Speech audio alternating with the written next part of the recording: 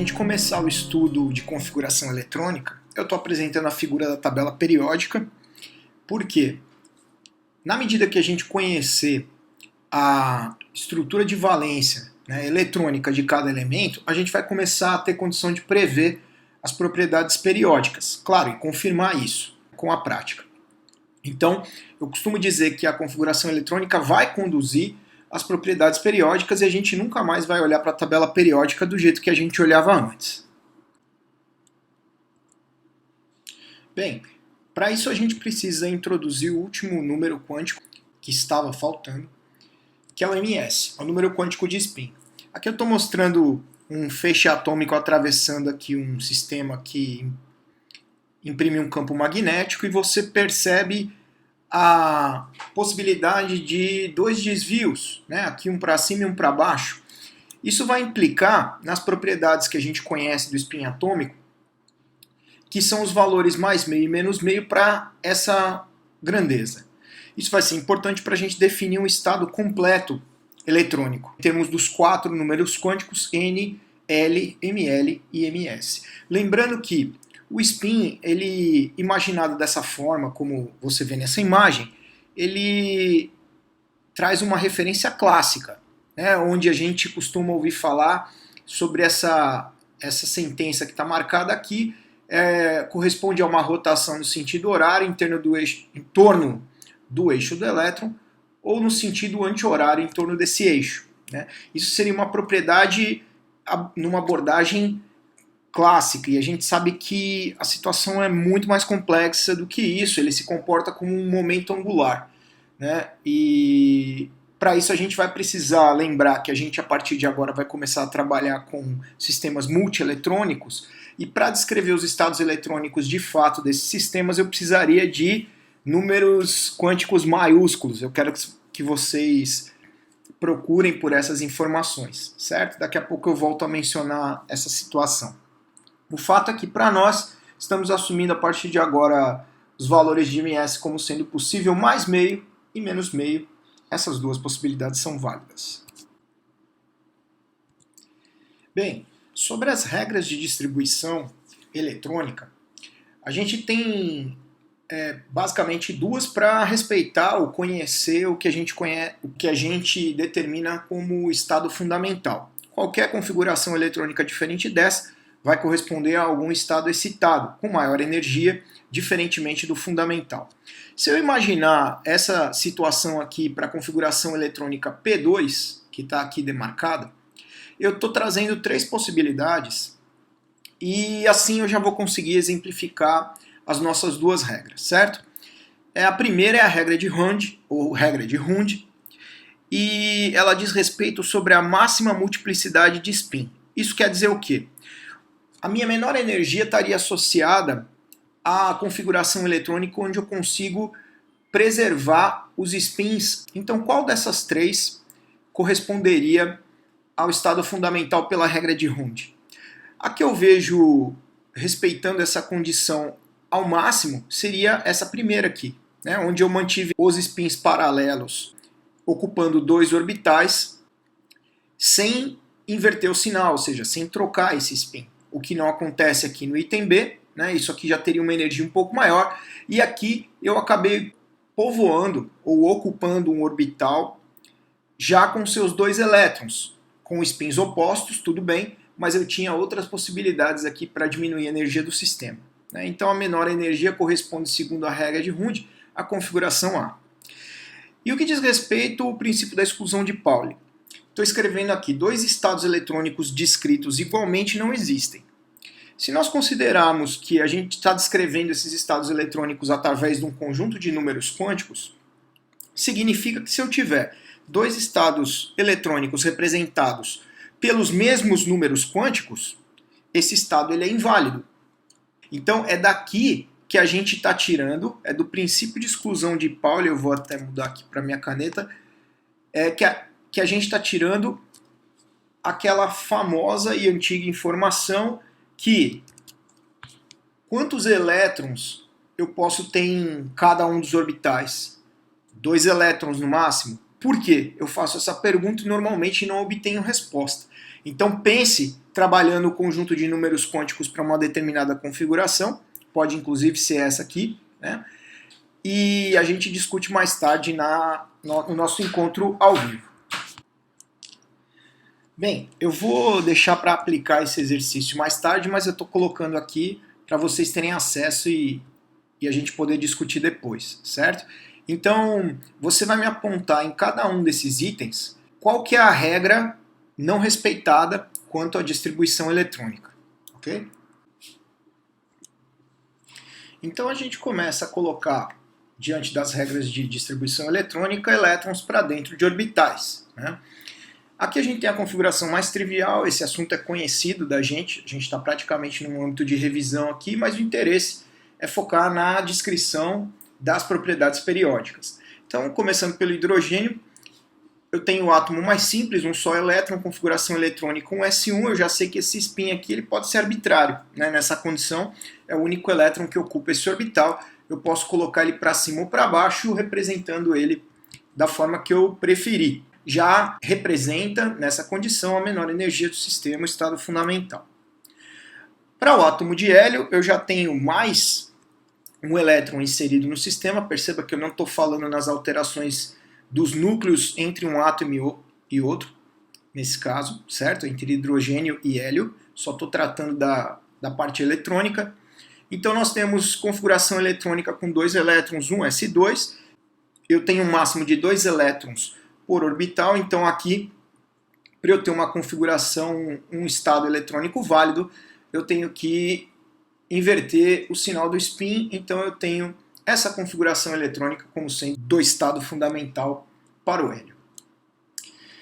Quando eu passo para os próximos elementos, então eu tenho lítio, aqui mais um elétron, agora passando a ocupar o próximo nível, então sair do n igual a 1 que já está totalmente preenchido e a minha valência agora está no nível 2 de energia, certo? Então esses elétrons aqui estão mais internos, mais próximos e mais ligados ao núcleo, mais atraídos pelo núcleo, certo? Do que esse elétron aqui que está num nível de energia maior, mais afastado dele. Então, configuração eletrônica para lítio 1s2, 2s1, a gente representa na forma da distribuição nos orbitais, né? Da maneira como a gente apresenta aqui nessa figura. Novamente, se eu tenho um só elétron naquele orbital, esse spin ele é arbitrário. Já para o berílio, eu vou ter um elétron a mais, então eu estou fechando o nível 2 quanto ao seu subnível, S. Então agora eu preenchi completamente o subnível 2 e aqui obrigatoriamente o segundo elétron acaba tendo que entrar com o spin antiparalelo com relação ao primeiro. Para o boro, a gente tem um elétron a mais e os níveis 1s e 2s completamente cheios. Então, a partir do boro, a gente começa a ter ocupação nos orbitais do tipo P. Aqui, a princípio, você percebe que eu posso colocar ele nesse orbital, nesse orbital, nesse orbital, com qualquer resultado em termos de spin. Essas configurações eletrônicas são equivalentes e de mesma energia, certo? Quer dizer que eu posso eventualmente começar a observar diferentes possibilidades para a mesma configuração eletrônica em termos da sua distribuição? Exatamente. E aí quando chegar um exemplo específico eu vou comentar. Bom, nosso caso que eu chamei de específico pode ser o carbono. Aqui eu tenho o carbono, então ele tem um elétron a mais do que a configuração eletrônica do boro, que é o elemento anterior ali pela tabela periódica, quando você vem caminhando no período da esquerda para a direita. E eu tenho um segundo elétron alocado no nível 2, subnível P. Então a configuração eletrônica aqui, 1s2, 2s2, 2p2. A gente acaba se limitando na prática a descrever simplesmente a configuração eletrônica chamada de valência, que é aquela mais externa, é a mais energética, é aquela responsável pela reatividade de um determinado elemento, certo? Então, a gente, como uma espécie de abreviatura, costuma dizer 2s2, 2p2 para a configuração eletrônica do carbono, certo?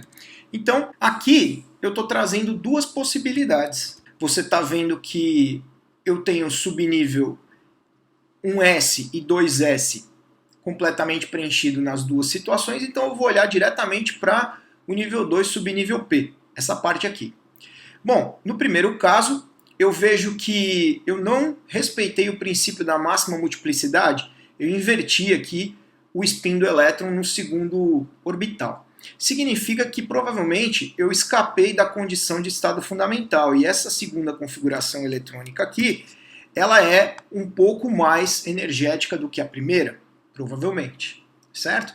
E essa outra aqui de baixo, eu optei por não espalhar os elétrons pelos orbitais, né, mantendo os spins ou antiparalelos ou não, mas de qualquer forma não emparelhando esses elétrons. Nesse caso, eu acabei emparelhando justamente no primeiro orbital. E isso fatalmente vai provocar uma energia de repulsão maior intereletrônica nesse caso. Então aqui também escapei do estado fundamental e já estou com uma energia talvez até maior do que a do caso anterior. Ok? E nessa última figura, a gente observa exatamente algumas possibilidades que são absolutamente equivalentes, ou seja, de mesma, deixa eu escrever com cuidado aqui, tá feio, energia. De mesma energia. Então eu tenho 3 possibilidades com relação a distribuir 2 elétrons no nível 2 subnível P, de modo que as 3 apresentam exatamente a mesma energia. Esse termo costuma ser chamado de uma situação degenerada. Eu tenho configurações de mesma energia, são configurações eletrônicas degeneradas, certo?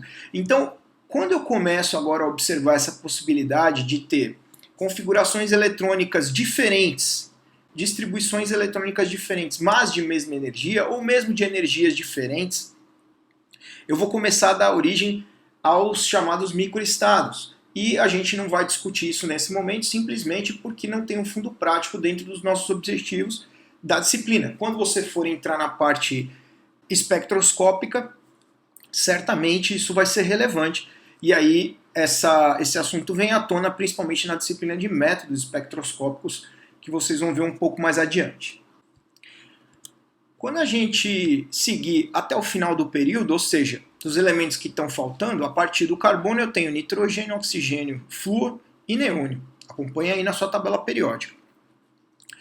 Bom, o que eu tenho aqui respeitando as regras de distribuição eletrônica?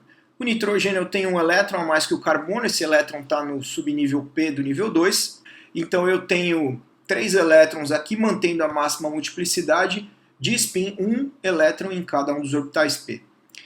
O oxigênio carrega mais um elétron e ainda eu tenho espaço nos orbitais P, no entanto, eu sou obrigado nesse caso a emparelhar elétrons para colocar esse 4º elétron que apareceu aqui. Então isso foi feito de acordo com essa representação, lembrando que eu poderia colocar nesse ou nesse orbital de modo a obter uma energia equivalente para esses estados. Para o flúor eu tenho mais um elétron e aí eu tenho 2 orbitais ainda para colocar esse 5º elétron, está sendo representado assim. Normalmente é representado assim pelo fato da gente escrever da esquerda para a direita. E finalmente, fechando ou preenchendo totalmente o subnível P do nível 2, o neônio, com configuração eletrônica de valência 2s2, 2p6, e aí eu sou obrigado a colocar o elétron justamente no único lugar onde ainda havia espaço com o spin antiparalelo com relação à configuração anterior. Assim, a gente completa, né, um nível de energia de valência para o neônio, que é 2s2, 2p6, trazendo uma estabilidade adicional por isso. Então é essa característica que é comum para os gases nobres, ou seja, todos eles vão apresentar uma configuração de valência totalmente preenchida.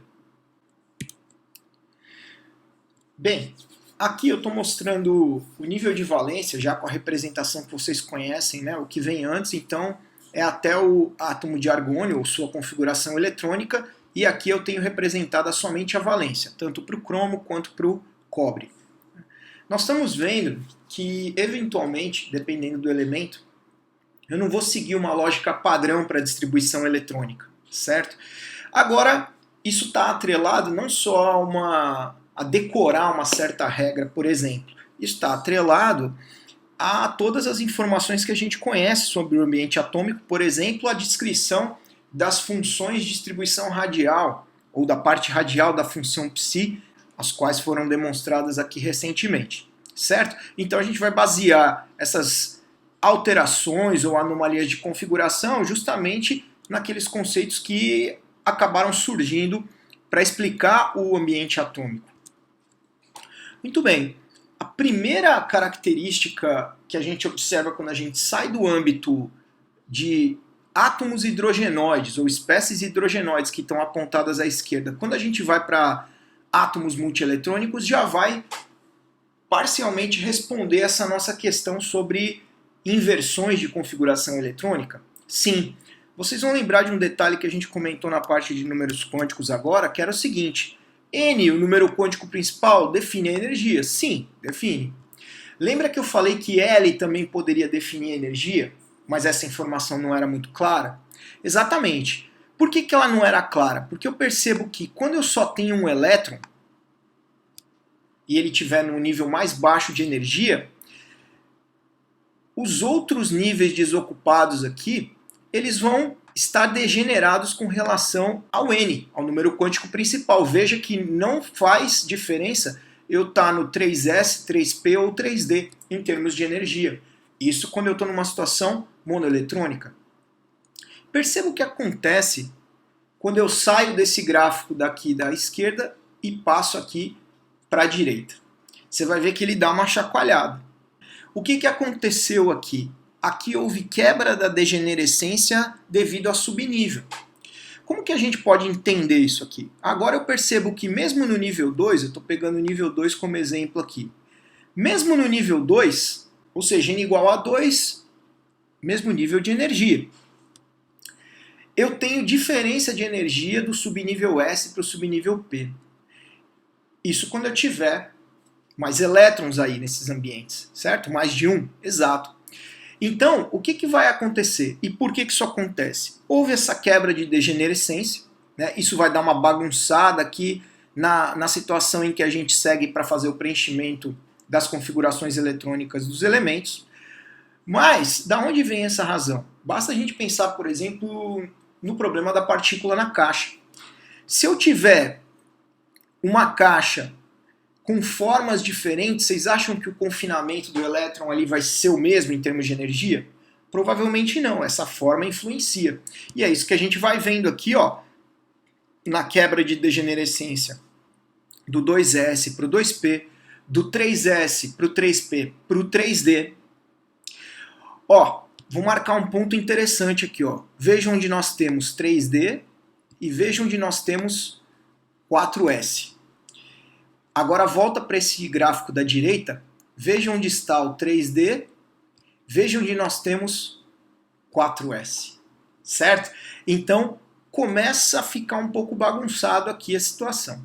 Para nós, não é tão relevante em termos práticos, porque a gente não vai se preocupar com toda essa distribuição eletrônica, principalmente de átomos pesados, né, com muitos elétrons. A gente está sempre focado na camada de valência, naquela que é mais interessante em termos de propriedades e de reatividade. Ok? Então aqui embaixo aparece a descrição para a situação da esquerda, que eu chamei de A, energias iguais, esses orbitais são degenerados, considerando um mesmo nível, e energias diferentes, para quando eu tenho um sistema multieletrônico, que também aparece nessa próxima imagem aqui a seguir. A partir de agora, quando a gente traz o âmbito da energia para essas distribuições eletrônicas, eu estou pegando o exemplo do oxigênio. O oxigênio tem configuração eletrônica dada aqui embaixo, valência 2s2, 2p4. A gente vai começar a falar muito assim quando entrarmos no conteúdo de ligação química.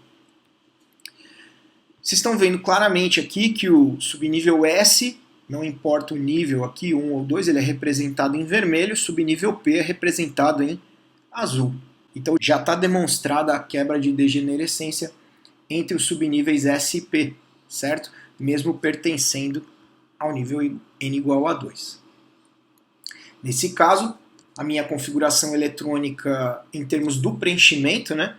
Ela está representada por 2 elétrons no subnível S, depois eu tenho mais 2 elétrons no subnível 2S, depois eu tenho 1, 2, 3 elétrons aqui no subnível P com spins paralelos, respeitando a máxima multiplicidade, e esse quarto elétron eu escolho onde colocar, mas eu tenho obrigatoriamente que inverter o spin. Ok? Aqui nós estamos vendo uma figura, esse gráfico principal, que é plotado N, número quântico principal, versus Z, que é a carga nuclear, que a gente conhece como sendo o número atômico. Então nessa figura a gente observa algumas características interessantes, principalmente com relação aos conceitos que a gente já discutiu, como eu mencionei. A gente tem aqui um zoom em verde dessa parte que está bem entrelaçada aqui entre essas curvas, principalmente vermelha e azul, certo? E a gente percebe que essa é a curva do orbital 4s e também do orbital 3d. A gente percebe que para potássio e cálcio, para esses dois primeiros elementos, essa curva está acima em energia dessa outra curva 4s. No entanto, ela cai, essa curva vermelha cai aqui para escândio, titânio e vanádio, com relação à curva 4s, quando a gente entra nesses elementos que acabam tendo elétrons em orbitais do tipo D. Então eu estou percebendo aqui, ó, as informações estão colocadas aí que as curvas SP têm energias paralelas e que o orbital P não penetra tanto no núcleo. Experimenta uma carga efetiva, que é um termo que está aparecendo aqui sem muita explicação agora, menor. Eu já vou definir direitinho esse termo carga nuclear efetiva de fato. Os orbitais 3D penetram mais do que o 4s. Então, apresentam essa carga efetiva maior e sua energia diminui. Representa a primeira inversão de configuração eletrônica quando o 3D fica abaixo de 4s em termos da distribuição eletrônica, que é exatamente o que está escrito aqui a partir do escândio. Vocês lembram e também podem associar essas imagens àquelas curvas de função de distribuição radial entre 3S, 3P, 3D. A gente lembra que eu até apontei na aula uma região extremamente difusa entre os três orbitais, onde você podia ter densidade eletrônica de ambos numa determinada distância ou a uma determinada distância do núcleo. Ok? Então a gente vê exatamente a representação da configuração eletrônica dos elementos de número atômico 1 a 20, que é até o cálcio, né? E a partir do número atômico 21, que é o elemento corresponde ao elemento escândio, eu tenho essas observações em termos de eventuais inversões de configuração eletrônica. Certo? Então o que nós temos aqui? Nós temos a série de metais de transição, a primeira série de transição, na verdade, até o zinco, na verdade, se estendendo, indo além, até o galho. Então, nós observamos uma sequência aqui entre a configuração eletrônica desses elementos, e eu percebo que, por exemplo, no caso do cromo, ao invés de eu ter uma configuração padrão aqui seguindo D2, D3, D4, ela vai para D5, 4S1. Então, um elétron do subnível S do nível 4 volta aqui para o subnível D do nível 3.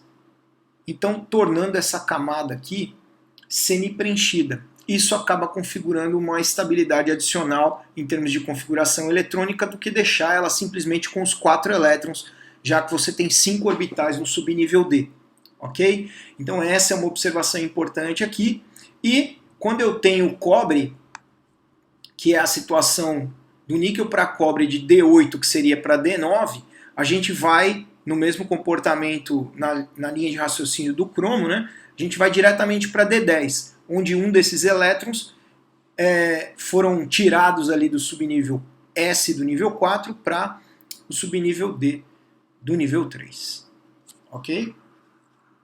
E nesse caso, você tem a camada D totalmente preenchida configurando também uma estabilidade adicional, uma configuração eletrônica similar a um gás nobre.